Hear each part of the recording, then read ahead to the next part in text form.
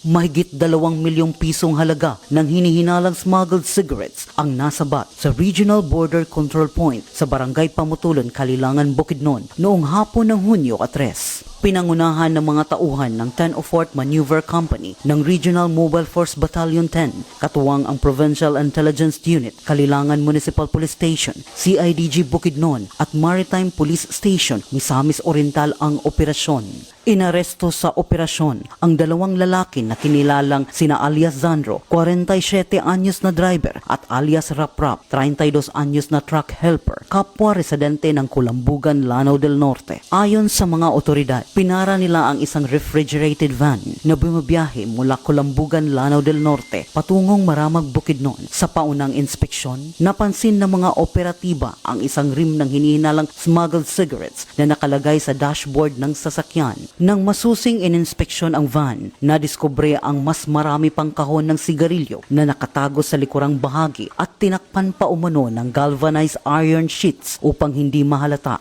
Wala ring maipakitang legal na dokumento ang mga sakay ng sasakyan kaugnay sa kargamento dahilan upang agad silang arestuhin.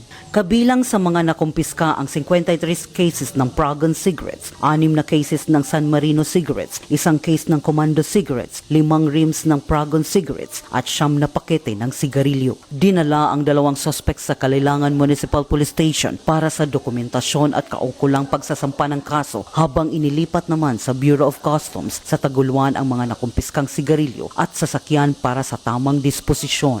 Patuloy namang pinaigting ng Police Regional Office 10 sa pamumuno ni Police Brigadier General Christopher N. Abrahano ang kampanya laban sa smuggling upang mapigilan ang pagpasok at distribusyon ng mga kontrabando sa rehiyon. Mula dito sa Police Regional Office 10, Bukidnon Police Provincial Office, ako ang iyong PNN correspondent, Police Corporal Michelle Gulay Abatayo, alagad ng batas, tagataguyod ng Balitang Pulis.